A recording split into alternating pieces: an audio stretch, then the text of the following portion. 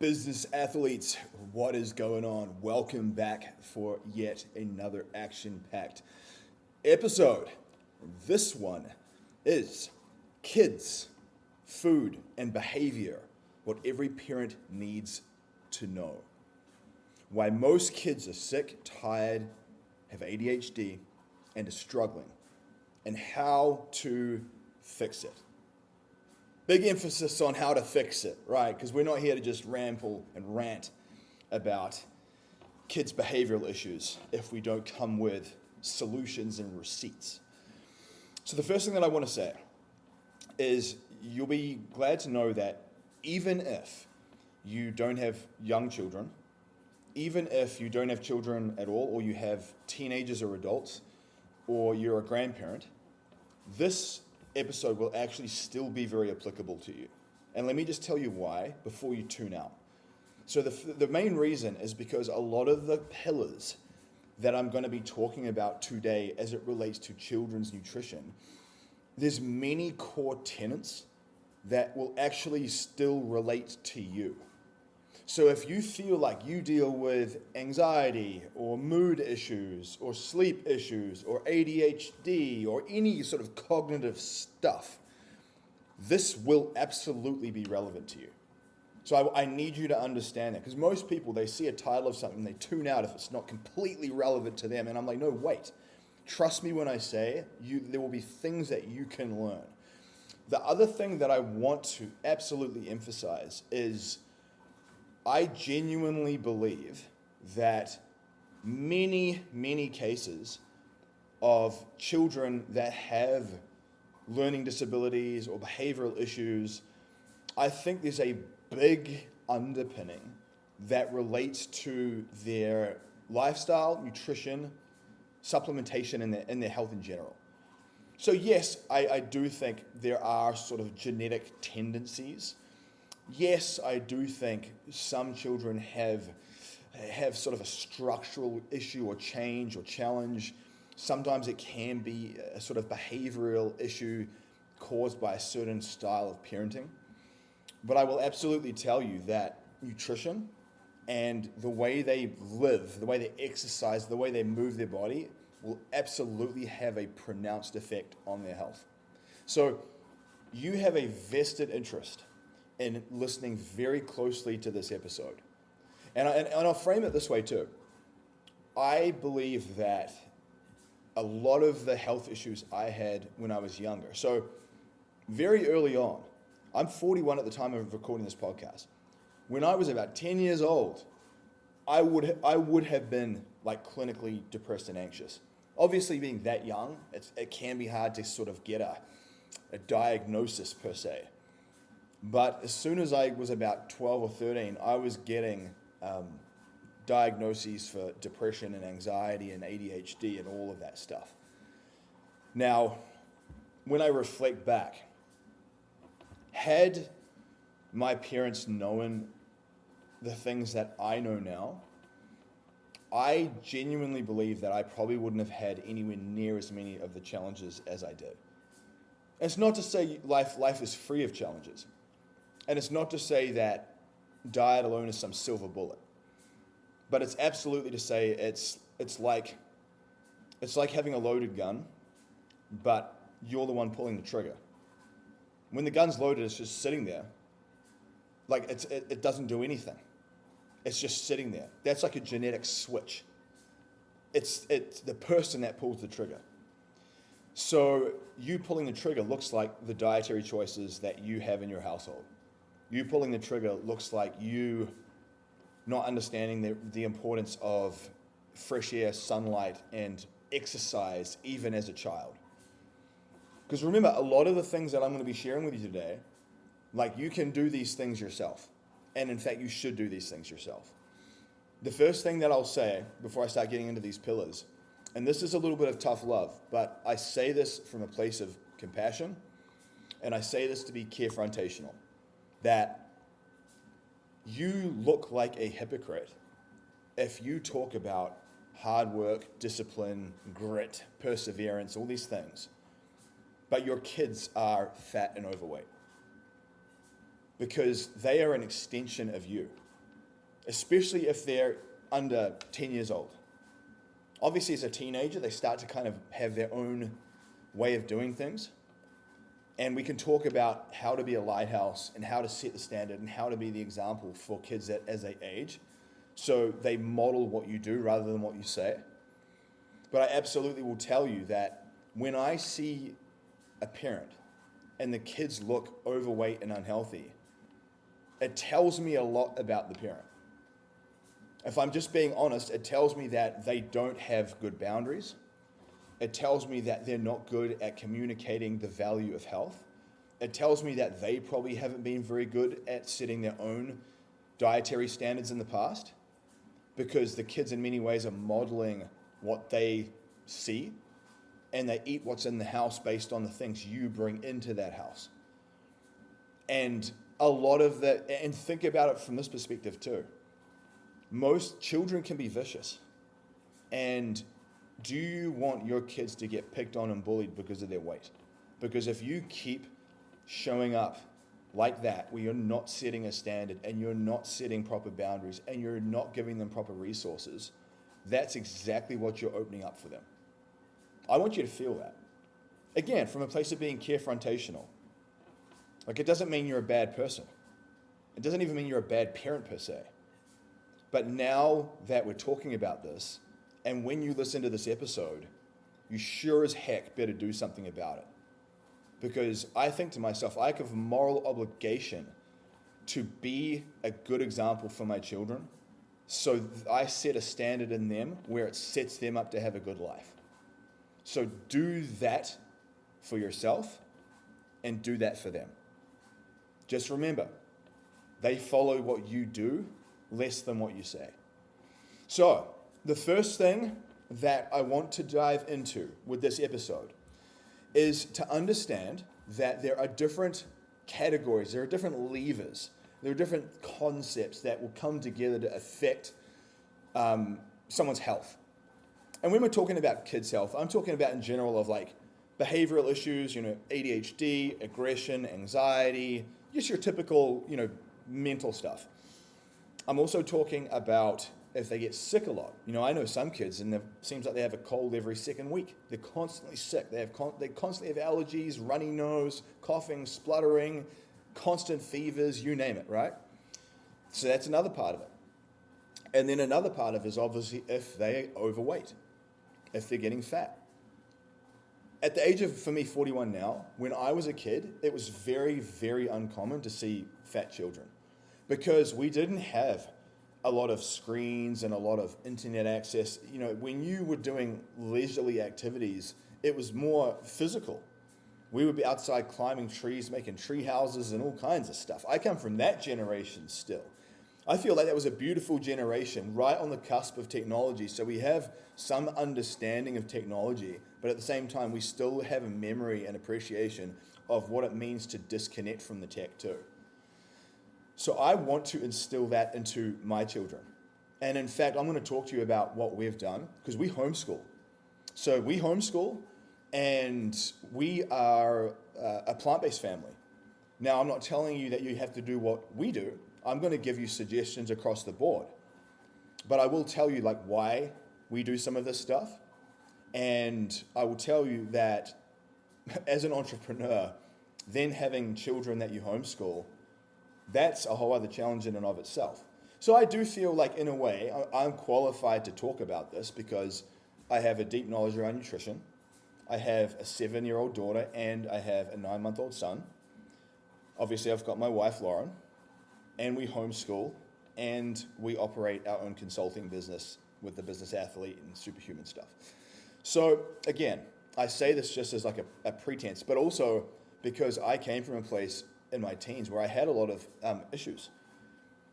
And by the way, as you become a teenager, skin issues and acne is massively driven by diet. Yes, there's a hormonal component to acne, and obviously I remember how terrible that was for me. I remember just feeling so self-conscious about my skin because it was red and inflamed, and I got acne all the time. It was awful. I really remember feeling that was a very challenging time for me. And I wasn't a fat kid, but I have been overweight as I got older. And I saw the consequence of kids that were overweight in terms of how they got bullied. And I would even go a step further and say, like, it really affects their self-esteem all the way through to an adult. So I've worked with and I interact with grown men now that have been overweight their whole life. And they're obviously on their healing journey. They're on their health path. But you can see the residual effect of the self-esteem issues. You can see that in a child. I can see that little child in these grown men that still struggles with their self-esteem, that still struggles with self-validation, that still struggles with addictions and stress and sadness. So you got to realize, like, this is a multi-pronged concept. And I want you to share this episode because I feel like if we do not get our kids better, we're going down a very bad path as a society. Because even some of the younger adults, the 20-year-olds and onward, a lot of them are a hot mess. And I would say our children, like, any kids from like 5 through to 20 now, there's a lot of issues. There's a lot of behavioral issues. There's a lot of social retardation, especially with things like COVID happening where isolation locked everyone down. And obviously with social media, people sort of become recluse. Not good. And then obviously you throw in just such an immense amount of garbage junk food. Remember, food is like software and your body and mind are the hardware. Remember this, your habits equal their habits.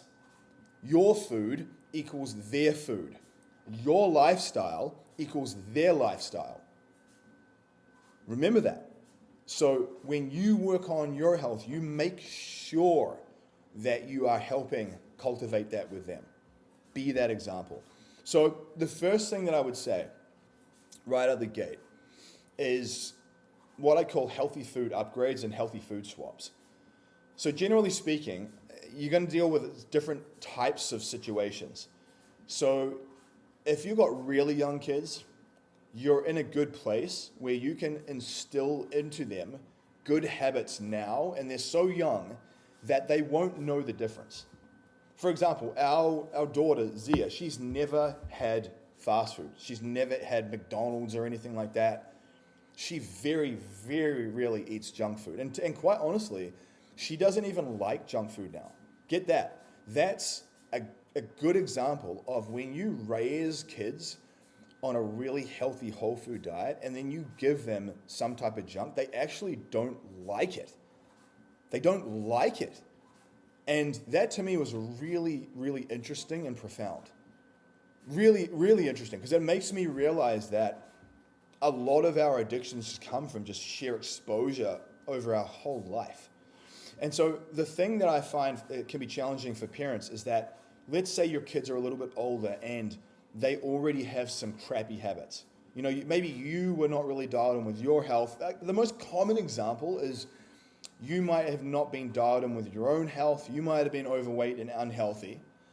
And you were demonstrating sloppy bad habits across the board to yourself, and then obviously subsequently to them. Now you start to clean up your health, but they still have the old habits. What do? So I would say in a situation like this, and I would even say in a situation across the board where even like my daughter Zia, if we go to like a birthday party, and we wanted to have a piece of cake or something, what do? Healthy food upgrades. I even talk about this as an adult. So did you know that there are essentially healthy food upgrades for pretty much any junk food and any snack food there is? Most people, they just don't know what they don't know. So they don't know that there's like a healthier version of M&Ms. They don't know that there's a healthier version of cookies. They don't know there's a healthier version of ice cream. They don't know there's a healthier version of brownies and Cheerios and chips and pasta, mac and cheese. They don't know. And so they either just give up because they're like, so they just keep pushing back so hard. They complain the whole time. I'm exhausted. I have no energy to fight this. And so you just give in and you let them wear the pants and run the show. Or you just try and abstain from the foods that they love. And then they just start losing weight or feel miserable because they don't like any of the stuff you're giving them. Now, I do think, yes, at a certain point, you have to nurture them and help them understand that, hey, as an adult, there are going to be things that you don't always love to eat, but you do it because you recognize that it's the gateway to optimal health. I would challenge a lot of you guys as adults. Some of you guys are infantile. The amount of people that I will say, oh man, I just didn't like that. I don't like that green drink. I don't like those broccoli sprouts. I don't like that food. Stop being a damn baby. The people that I see come up with the most fussiness around foods are in the worst shape, period. I'm in a place where if I know there's a health ROI to something, I just do it. I just do it. A good example across the board, like I go to bed at 8 o'clock at night because I always see my best sleep when I go to bed earlier. So rather than whining about not having my evening routine, I want to stay up till 11 o'clock, I just go to bed at 8 because I value the process. I eat the broccoli sprouts all the time. They taste like crap. I don't enjoy them, but I understand they have a massive anti-cancer values and properties. I don't want to get cancer, so I use it as an insurance policy. There's many things. The Shuja cold pressed juices, some of them are like not good at all. At least that's what I think. And I do them all the time. I don't particularly like red grapefruit. And I eat or drink some of that every day. So you've got to suck it up, especially if you're an adult. Suck it up and don't allow, because you realize when you act like a fussy baby, that's why your children act that way. So I would challenge you to call yourself out on that and pull the trigger on the healthy foods that you know you need to eat as an adult to set the standard and set the example for them and prove to yourself that you can move beyond the emotionality as it relates to food. You'll be so proud of yourself when you do that because you'll start to see that you can get an amazing result that most people don't have. You will be so proud of yourself. That's what it means to be a business athlete. That's what it means to be a true leader and set a good standard and example for everyone around you. So constantly remind yourself of that. And one of the things that I will say is that you will grow to enjoy things that initially you didn't like. It's a real thing where your palate, your taste buds, they actually do adapt with time. I remember when I was a kid and I grew up on a typical sort of standard American diet, even though we were living in New Zealand. In many ways, New Zealand's pretty Americanized. And I just ate pasta and ramen noodles and just white bread sandwiches and just the typical white refined crap. Now, I didn't like the taste of a lot of healthy foods. I remember not liking avocado, for example. I remember not liking sweet potato. Like I genuinely remember not liking those things. And now, I love them. So if you give yourself time, your taste buds will adapt. I promise you that. So you're not going to be stuck like this forever. So the first thing is you have to set the standard. You have to set the example. They are going to mirror you. But you want to find healthy food upgrades for these foods. So a great example, I'm not going to give you all of them. I'm going to give you some off the top of my head now. But this is where getting into my business athlete council, for example, my mastermind group would be really valuable. Because in that group, I not only talk about the healthy food upgrades for your benefit, but then I'll share it for your kids' benefit too. There's a number of people in the group that have taken the suggestions that I give and not only use them themselves, but now they use them with their kids, and they're getting the kids off all kinds of processed inflammatory garbage. And I promise you, that is such a gift to them. You might not realize how valuable and important that is. When a kid is when someone's still young and they eat a lot of inflammatory foods, it's gonna accelerate aging so much. They will have a much higher chance of getting cancer earlier. And even just getting childhood diabetes was very uncommon when I was a kid. Now it's much more common, and that literally statistically takes 10 years off someone's life. So it's like you taking 10 years off your child's lifespan. So I say this because these healthy food upgrades can help offset a lot of that. The first one that I love is a brand called Macro Mike. What I would suggest is if I mention anything here, drop me a message and reach out to me, because I have some affiliate links and different links for some of these things. And I would love to be able to sort of channel you through those links, as a way to sort of support me in this podcast and what I'm doing. And obviously to get to know you as well. But Macro Mike is a great brand out of Australia. They do ship internationally, so I would usually do about one order a month. And Macro Mike does high protein, low allergen baking mixes. They're fantastic. Zia loves them. When we go to a kid's birthday party and the kids are eating all these like really crappy like birthday cakes that you just look like a total sugar bomb, and they're bouncing off the walls, super ADHD, erratic, crazy, like that typical manic behavior you see after a child's just pumped to the brim on sugar. She has a Macro Mike baking mix, protein, like we'll make they even have a birthday cake muffin flavor. And so they have mud cakes, they have brownies, they have donut mixes, they have muffins, they have pancakes. They have all these things. And they have all different flavors too. So they have a birthday cake one, they have caramel ones, chocolate ones, all kinds. They have Easter themed ones, Halloween themed ones. So I say this because I absolutely think right out of the gate, Macro Mike is a really good food upgrade for not only yourself, but for your children. And so you could prepare these for them, and they could have a donut in their school lunch every day. They could have a donut in their lunch every day. And it would be much healthier, high in protein. It's got things like coconut flour, almond flour, chickpea flour in it. It's sweetened with monk fruit and stevia, so it doesn't have a ton of extra sugar. That's exactly what you want. Just to kind of jump ahead quickly right now, one of the main reasons why kids get behavioral issues is because they have too much sugar in their system. Their blood sugar is a roller coaster, and it's up and down, and it's causing all kinds of insulin resistance. And that's having a massive impact on the inflammatory responses in their brain and their brain chemistry.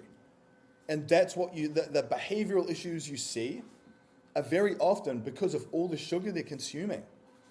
So Macro Mike is the first one. The second one is juices and soft drinks. So get them to either use the Stir flavored water drops, S-T-U-R, Stir.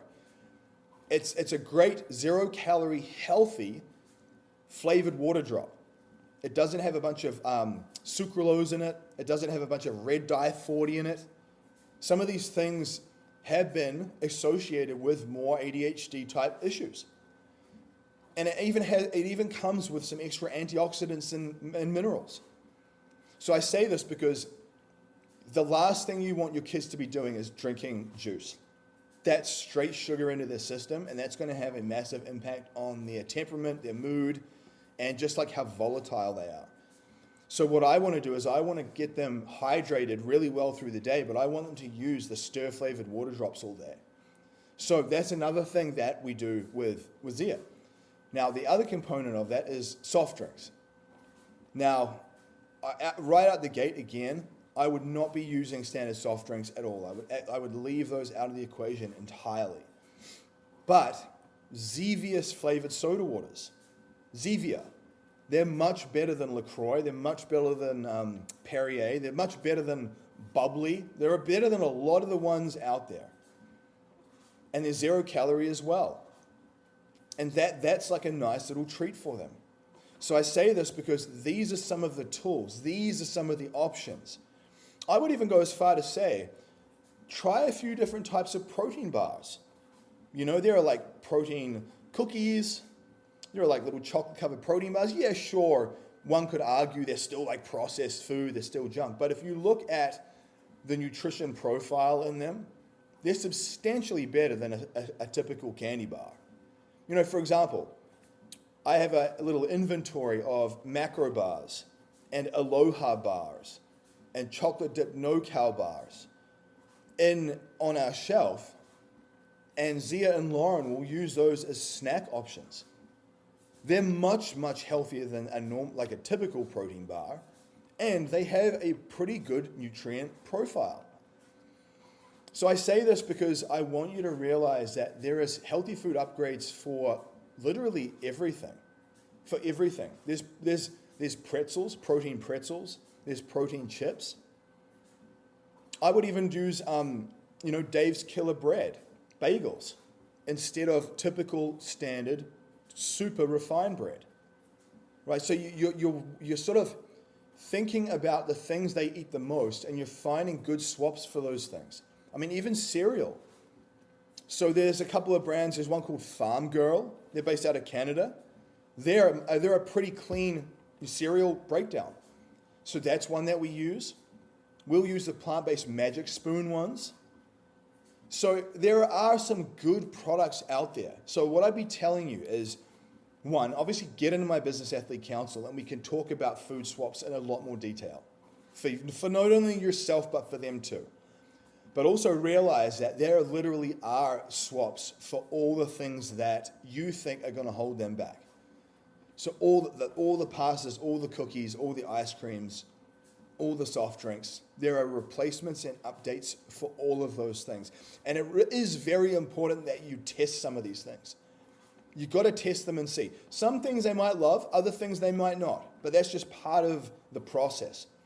So tied off the back of the healthy food upgrades, with pillar number 2 is you've got to think about macronutrients and then micronutrients. So what I would tell you is that if your kids are eating whole foods, I wouldn't limit them with their food consumption. The only way a child's going to get fat is if they're eating lots of ultra-processed foods. It's the only way, because whole foods have so much extra fiber and volume to them. It's actually pretty darn hard to get fat off whole foods. It's pretty darn hard. So what I would be telling you is that think about focusing on at least 1 gram per pound of body weight in protein, because they're going to be growing into that. You've got to realize that with kids, and you want them to be active, and you want them to be moving, and they're growing. You need to have adequate substrate for them to grow into. So I'd be thinking about good lean proteins. Heck, sometimes Lauren will make a protein smoothie for herself, and she'll add in flaxseed and hemp seed and a bit of coconut milk and a little bit of avocado with some protein powder, with some cassava protein powder, and Zia will have a little serving of that. So if you make yourself a decent sort of healthy-ish protein shake each day, make an extra quarter cup or an extra quarter serving and give them their little version of it. They'll drink it with you. If they see you drinking it every day, very often they'll want some with mommy or daddy, right? So get that into the equation. Have a healthy sort of inventory of healthier protein bars they can choose from. We have a couple of boxes on the shelf, and Zia can go in there once she's done a little workout with Lauren, and she can pick one that she likes for the day. And that's like a good snack option rather than just grazing on mindless stuff. So that protein part is a part of the equation. The other part of it is whole food carbohydrates. So this is where people typically go wrong. So you don't want them to be slamming back lots of chips and refined stuff that comes in a package with an ingredient label. That's the general rule of thumb. If it comes with an ingredient label, you've got to pull it back some and use like just 1 or 2 healthy food upgrades each day. But, so the way I think about this is foods with 1 ingredient. Blueberries are just blueberries, apples are just apples, mandarins are just mandarins, watermelon is just watermelon. I would be telling you that getting them a good rotation of fruits is a very good thing to add in. Don't fall into the trap of, fruit's going to make me fat. I would tell you, give your kids unlimited amounts of fruit. I don't think that would cause them any issue. And in fact, I think it's probably a good thing, to be honest. So our daughter each day, she'll eat blueberries, blackberries, raspberries. She'll often have watermelon. She eats a lot of mandarins. Sometimes I'll cut up an apple and I'll throw some Ceylon cinnamon on it, and I'll do, maybe 3/4 of the apple for myself, and I'll give her a quarter of one. So we'll often give her a smaller version of a lot of things that we consume. And then that way she sees what we're doing and she gets on board without any pushback, because it's just how we all operate. So often prepare something you're preparing and make a little baby serving to give them. And you can have it with them. It's like a little bonding activity. I would say beyond that, other carbohydrates are going to be things like make sure that you have, gold potatoes, sweet potatoes. Have those things on hand. We'll have cans of chickpeas and lentils and black beans. You could have a little tub of shredded chicken available, right?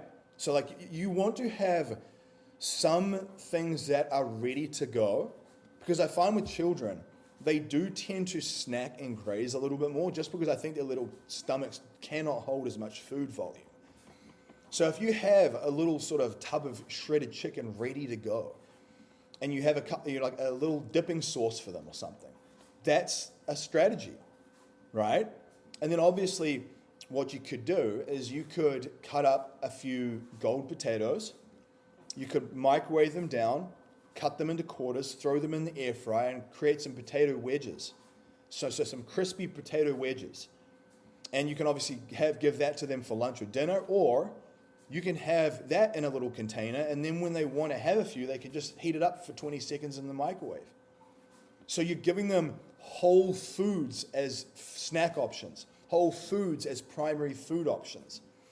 The other part of it would be your healthy fats. So I think this is a part that's quite important as well. I think the protein and the fruit and the healthy whole food fats are very useful. So things like adding flaxseed or adding hemp seed to a protein smoothie. Very often they won't even know it's in there. They won't be able to tell. Sometimes you'll be better off not even telling them what you've put in there, because if they're quite picky or they turn their nose up at things, just tell them it's a protein shake that you're drinking. But you might find that they are receptive to it and it is interesting to them. So you have to kind of feel out the situation to assess where your child is on that journey, on that spectrum. But I think things like raw unsalted nuts, so raw unsalted macadamia nuts, Brazil nuts, almonds, cashew nuts. There's a brand called Happiness Foods. They have sprouted pumpkin seeds. And so there's a Caribbean coconut one, and there's a cacao flavored one, and there's a zesty garlic flavored one. I love them. I have a little bit of that every day. Good omega-3 based fats. And so Zia will often snack on a little bit of those healthy sprouted pumpkin seeds. Even getting healthier options instead of like Skippy peanut butter, for example, or Jif, get some Nutso nut butter. So Nutso is 7 different nuts and seeds. A much cleaner nutrient profile than frickin' Jif or Skippy. Get yourself like a wild blueberry jelly. There are good options out there. You don't have to just get the stock standard garbage ones that are from concentrates and have high fructose corn syrup and all that stuff in them. And then you can give them a little peanut butter and jelly bagel on a Dave's Killer Bread bagel, right? So there are little swaps and upgrades for everything. But I make sure that every day when I'm helping prepare Zia's dinner, I look at her proteins, I look at her carbohydrates, I make sure she eats the rainbow too. So I look and I get her, she loves edamame. So like the edamame beans, she loves to shell them and she eats them. Now, obviously, she also likes broccoli and stuff like that. But I'll get her to do a green, we'll get her to do some tomatoes as a red, and then she does some carrot as an orange. So she even eats the rainbow. And I'll talk about why that matters in the next pillar. But the main thing I would say for your kids is you've got to find the healthy food upgrades. You've got to limit, I would say 80+% of their diet has to be whole foods with one ingredient. That's what you need to aspire towards long term. And you want to plug in a bunch of healthy food upgrades. You want to make sure they've got a rotation of lean proteins they can choose from. Whole eggs, for example, is often a good one for a lot of them. Good quality, like organic Greek yogurts. Kite Hill is a plant-based Greek yogurt. That's another option. Overnight oats. So you could do some overnight oats or some chia pudding. those are things for breakfast meals for kids that I think are quite useful. So I say all of this because you want to make sure they get enough calories, especially if they're eating a very clean diet or even a relatively clean diet. You want to make sure you're focusing on whole food fats, on starchy carbohydrates, on colorful foods, eat the rainbow, and then lots of different types of lean proteins. That is really, really important because what it does is it's going to help with blood sugar stabilization, which helps stabilize mood. It's going to help increase and enhance focus, all the ADHD stuff, and there's going to be less crashes. And those crashes look like having meltdowns and tantrums. Think about it. When you're tired as a child, the thing that comes out is the meltdown and the tantrum. And so if you want to have your kids having a better temperament through the day and being more productive with their focus, it lies in this stuff. And I'll tell you this, I feel like we're in a very good position to say this because we homeschool our children, so we see them in real time every day while they're eating. I'm very, very observant around what happens when they ever eat any processed stuff that's not very good versus like what we do when we keep them locked in with healthy foods. It really does have an effect. Like it's very pronounced. So just know that the things I'm saying here is because we have them around us all the time, so I get to observe them constantly. Next part is your micronutrients. This is probably the most overlooked part of the equation. I would say this is the biggest one, where most kids' issues, and I'm going to say this again, most kids' issues and behavioral stuff comes from micronutrient deficiencies, and the next part is food sensitivities. If you can address these two things, you will transform your child's life. And you'll transform your life too, because this is also most likely a problem for you as well. So the first thing that I would say is micronutrients is your vitamins and minerals. This is going to help with brain development, immune system function, mood, behavior, sleep. So if your kid's getting sick all the time, or if they have the attention span of a goldfish, or if they're getting moody and cranky and irritable and having meltdowns, it lies often in micronutrient deficiencies and food sensitivities. So, what do? Some of the common gaps are things like magnesium, zinc, iron, omega-3s, and vitamin D. Now, what I would tell you first is I do think it's a good idea to get a little healthier kids multivitamin, gummy, or tablet. I do think it's a good thing to have something like that, just to cover your bases. You still want to get a lot of good, clean things in from the diet, but you want to cover your bases too. So we use a product called Gruns. Gruns have a sugar-free multivitamin superfood gummy. So it's not only a multivitamin, but it's like a greens superfood gummy as well. And because it's sweetened with monk fruit, it's got no sugar in it. So it's even healthier for them. They're not going to get that little baby blood sugar spike from that little bit of sugar they could be having. So that's one thing that we get her to use. Another thing I get her to do is a healthier, like Mary Ruth omega-3 gummy. So I get her to take a good serving of omega-3s in gummy form. And then obviously I make sure that we're adding in omega-3 based fats into her diet as a bonus. Because omega-3s are very important in terms of brain development and brain function, as well as mood stabilization. And just like in general, just heart health, ligaments and tendons, everything, especially as an adult. That becomes even more poignant. Now, things like, and what I would say is if you want some ideas around this, go to ChatGPT or go to Grok and just say, Grok, what are the top 10 best whole foods that are high in magnesium for kids? What are the top 10 best whole foods that are high in zinc for kids? What are the top 10 best whole foods that are high in iron for kids? And when I say for kids, it's just because they might think of something creative or fun as a suggestion. But typically it's going to be the foods you eat a lot of the time. But that's a good way. And what I would do is I'd look at those lists and I would just pick one or two of those things. You don't have to do all 10 in one day. In fact, I would actually advise against that because it's just a lot of stress. But what I would be doing is I'd pick a couple that they consume often or they would eat often, and I would stack those in as a habitual part of the routine. Now, another component of all of this is vitamin D. So I do think as we come into spring and summer, it is important to get your kids outside, hitting a baseball around, kicking a soccer ball around, being active outside, taking a walk as a family, which I'm going to talk about as well.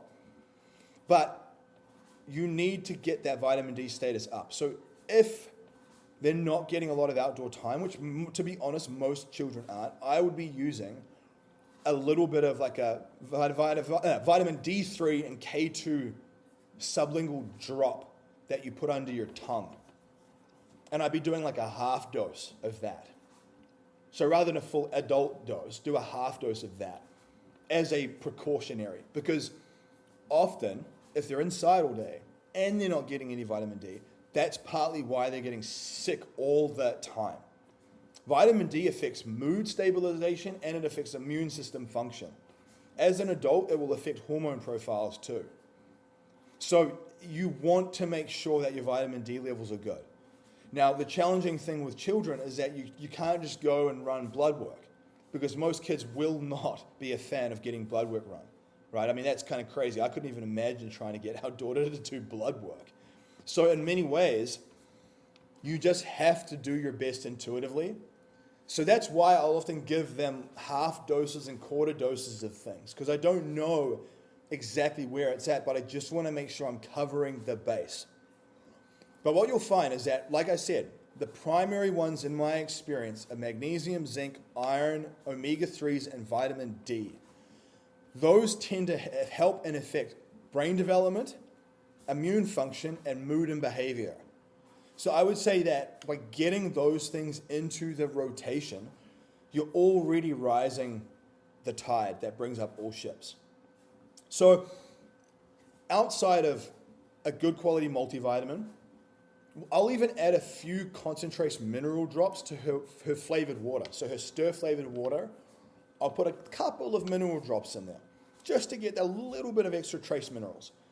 Because she will be outside and she is active. So I want to make sure she's getting all those things in because children are small adults basically. The things that work well for you fundamentally are going to be a good start point for them. So we want to use those things as a base. I even make a little concoction for them in the morning where I add the stir-flavored water drops, I add the concentrated minerals, but I also add a serving of wild blueberry powder.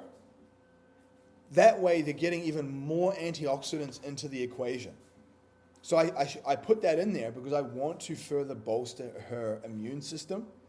And I want her to just get those extra antioxidants that helps with recovery and brain inflammation, all the things that most people struggle with. Now, outside of the micronutrients, and part of it comes back to eating the rainbow and sticking with foods that are one ingredient predominantly. You know, blueberries are just blueberries, sweet potato is just sweet potato, broccoli is just broccoli, chicken breast is just chicken breast, chickpeas are just chickpeas. So as much as you can, stick to foods with one ingredient and nurture that in them by demonstrating it yourself. It starts with you. And then obviously making a smaller version of the things that you have so they can see what you're doing and they kind of almost get excited to do it with you. Take advantage of that. Now the next part is your food sensitivities. That has a big effect on behavior and ADHD, even on skin irritations. Some children get a lot of eczema. So if they're getting eczema, like young children getting eczema, or as teenagers are getting a ton of acne, that is going to be allergies and food sensitivities. So I would tell you it's very common that kids will have some type of inflammatory response to your typical like dairy and gluten. But the other ones are artificial dyes and just processed foods in general. So I definitely think that you've got to remind yourself that a lot of the behavioral issues that you see a lot of the skin issues that you see, a lot of the immune system issues you see come from chronic food sensitivities. So right out the gate, I would say it can be wise to find some swaps for dairy and gluten.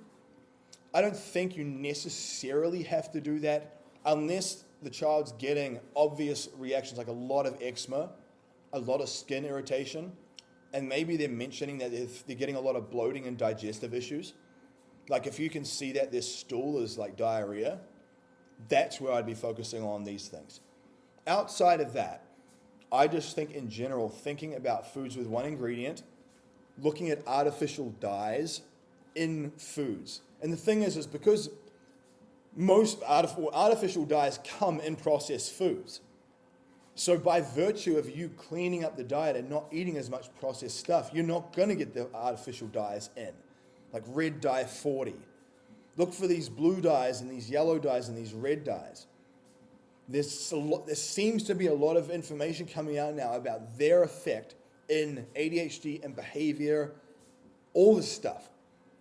So I would say that in general, and part of the reason why, as a plant-based family, what it does is it kind of encourages us to already by default remove some of those things. So we'll use the Kite Hill Greek yogurts, which is a plant-based Greek yogurt. We'll even make our own coconut yogurt. So we'll get young Thai coconuts and we'll soak some macadamia nuts and cashew nuts and we'll blend the young Thai coconut meat with the coconut water alongside the soaked nuts. And it makes a delicious coconut yogurt. And so Zia will often eat those types of things. She'll do the macro Mike baking mixes. So that way she's getting more protein in, but it's low in allergens. It doesn't have a bunch of gluten and sugar in it.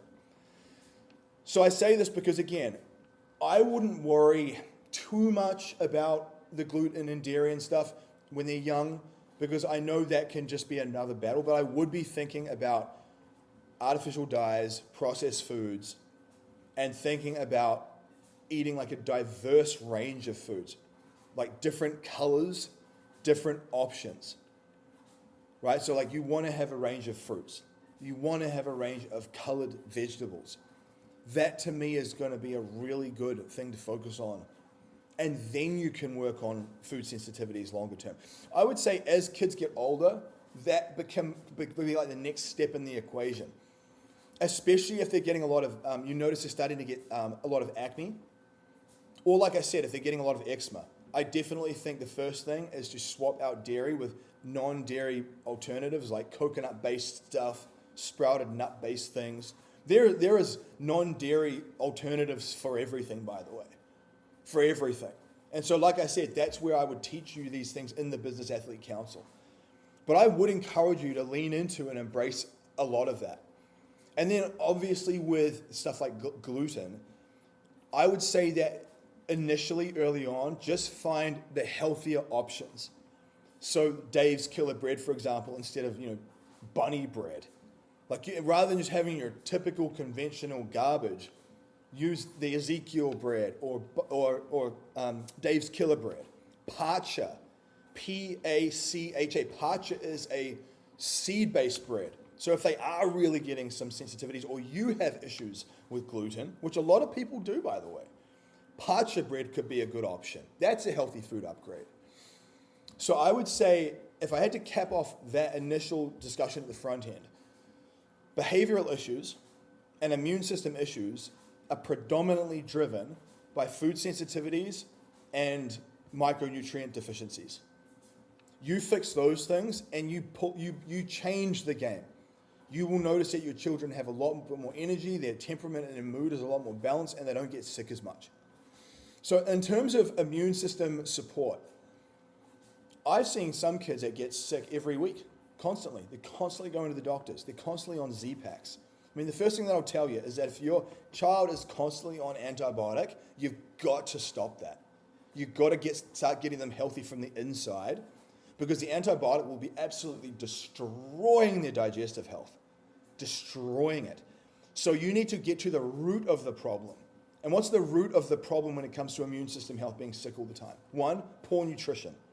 So too much ultra-processed food, not enough foods with one ingredients, not enough whole foods, not enough eat the rainbow, not enough nutrient quality. Eat more like an adult that's on a good path, like all the episodes I talk about with macro bowls and all that stuff. That's the first thing. Lack of micronutrients. So they're either just not eating enough food in general, or they might be eating enough food, but it's mostly processed food. So they're missing a lot of the magnesium and the zinc and the other things that I mentioned. So this is where a good supplementation base with the multivitamin and omega-3s and stuff comes in handy. But I would also tell you that this is where you need to start being more intentional about the type, having a rotation of healthy fruits and foods that they can dip into. So focus on whole foods, foods with one ingredient. Focus on lots of different types of fruits and healthy fats, nuts, seeds, the happiness foods, cacao, pumpkin seeds that taste great. Those types of things are a good base. Heck, the Dave's Killer Bread bagels with nutso nut butter and a wild blueberry jelly. That's a good option. Now, I would also say a little bit of probiotic and prebiotic rich foods. Just a little bit. Don't go nuts on this because they're little people. So if you do too much of this, you might make them feel bloated and just uncomfortable. So give them a little bit of kombucha every day. Maybe they like kombucha. They see you sipping on the kombucha and they're like, can I have some too? Give them a little cup of kombucha. Get them to try a little bit of sauerkraut. You'll be surprised. You might find that some children actually like sauerkraut. Our daughter Zia loves natto. Natto is fermented soybeans, so she's getting protein. It's a Japanese food. We've raised her on it, so she loves it. She's used to it. So she's getting probiotics in every single day. Every day in the form of sauerkraut, natto. You could do things like kefir or different types of yogurt, cocoa. So cocoa is a fermented coconut-based yogurt. So you can add these things in little micro portions to help nurture the flora of their gut. By the way, did you know that when you do that, you're going to improve their mental health? Because gut health is intimately connected to mental health. So that's why I was so adamant about you've got to stop giving them a ton of antibiotic. Because every time you take antibiotic, you wipe out the good gut flora in your gut and you're starting back at zero.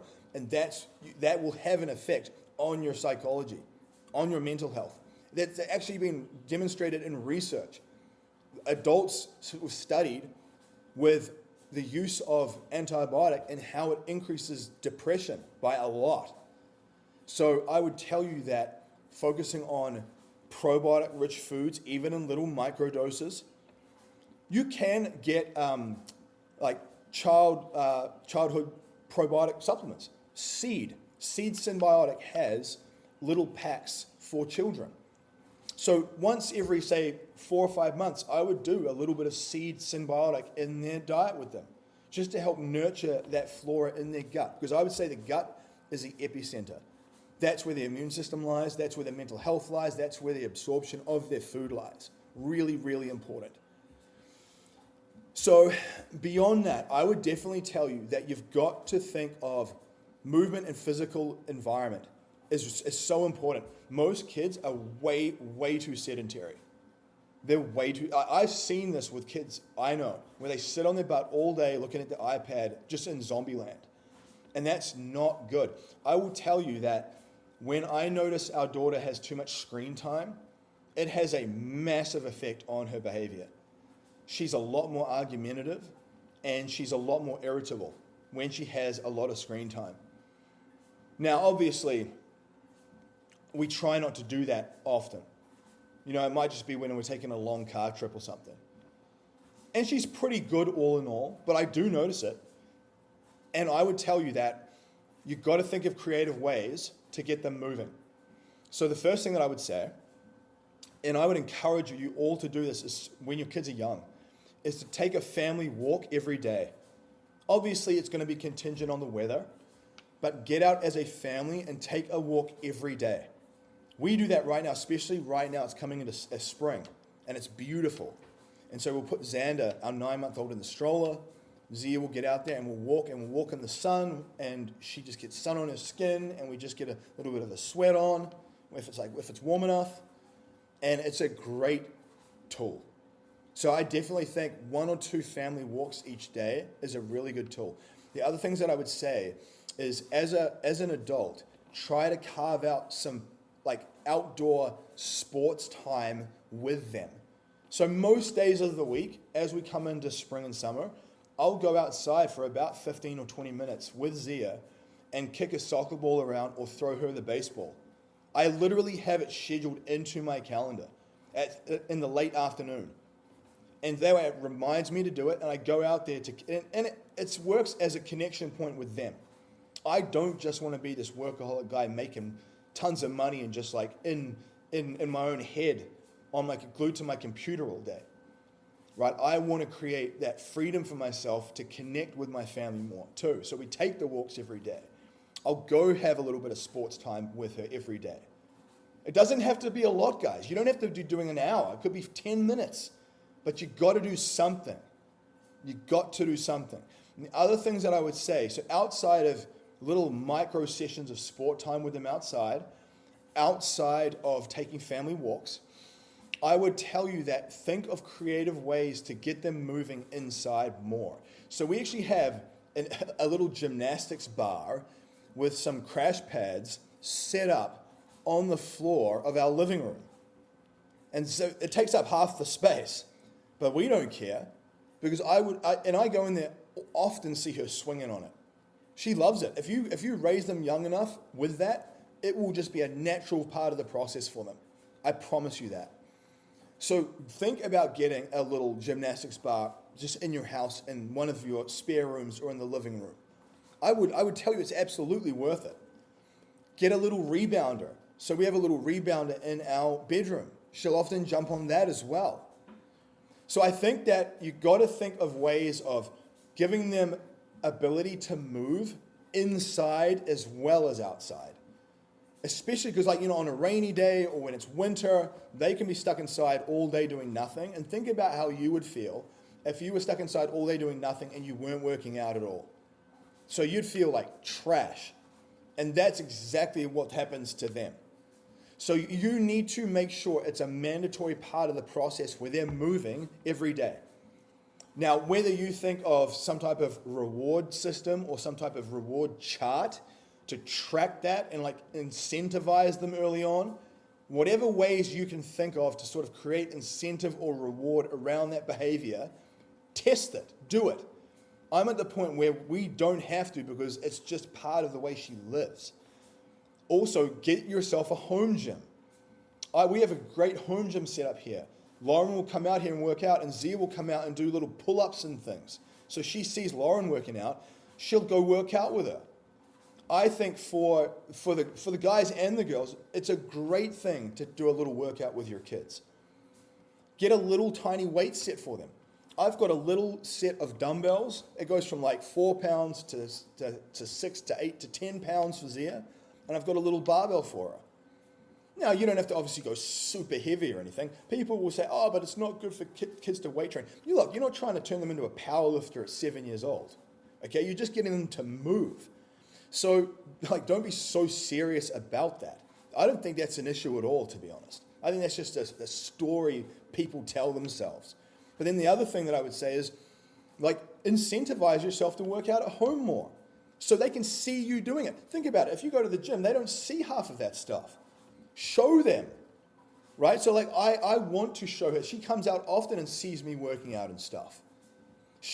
When I'm outside walking around on calls and sending voice messages to my students, she'll be in the lounge in her little homeschool room. She'll see me out there walking all the time. So she sees it. Guys, you've got to show them. Don't just tell them. You have to show them. So, like I said, set up indoor ability to move. Get yourself a home gym. Gymnastics bar inside. Get some crash mats they can play on as well. Heck, get a trampoline or a little rebounder inside they can bounce on too. Demonstrate it. Model it to them. Take the family walks every single day. The next part. I think that the biggest thing outside of diet is just going to be making sure that you instill good routines and processes into them around sleep. Sleep time, wake time, morning routines, evening routines. Just like it's great to have a good morning routine and an evening routine as an adult, lock them in for their routine too. We have a very well-structured evening and morning routine, and I can see how much it gives Zia stability and channels her energy. So we have dinner together as a family at about 5 p.m. We'll all sit down and we'll all sort of talk about how our day went, and she sees us eating the macro bowls, she has them too. We then start to wind the house down. So we go through our evening routine process. I'll turn the thermostat down. We start pulling all the blinds shut. Her and Lauren take the dog outside to go to the bathroom one more time, and I'll tell them to go outside and do a bit of grounding. So they go stand in the grass. They go get a little bit of sun in their eyes and on their skin. That's good for melatonin release, by the way, when the sun's setting. So I'll be inside and I'm cleaning up the kitchen bench. I'm getting the dishwasher ready to go. I'm putting everything away. And they're outside just getting that last little bit of sun on their skin and sun in their eyes. I turn on some essential oil diffusers, diffusing a little bit of lavender or something that's calming. And I put a little relaxing Spotify playlist on that's like some spa music. So it's nice, relaxing, calming music. And we turn on the red lights in the bedroom. So a Hooga red light panel. We turn on the Hooga red light, so we have relaxing music going. We have some lavender essential oil diffusing. We have the Hooga red light panels on. Everything starts to calm down. We don't have any tech on. We're not going crazy. Everyone's just getting calm. And I tell you, so Lauren will sit there and read a book to Zia. I'll, get them ready. We might brush their teeth together. I'll sit on the bed and kind of lay down with them for a little bit. And I'm telling you, guys, like that evening process grounds everyone. It anchors everyone. And then they all sleep well.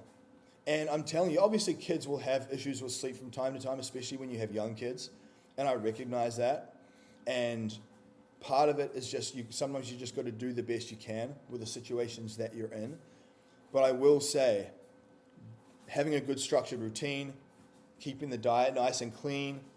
I would even say, for example, like with Xander, even though he's only just started eating some solid foods, for the ladies out there, your breast milk is the superfood.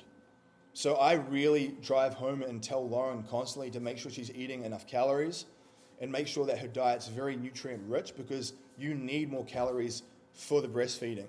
And a lot of the good quality foods you're consuming go into that breast milk. So if you want your kids to have like a super food, make sure that you're eating a really clean diet with minimal junk food and you're getting enough calories. Because that job you have is so important. It's so important.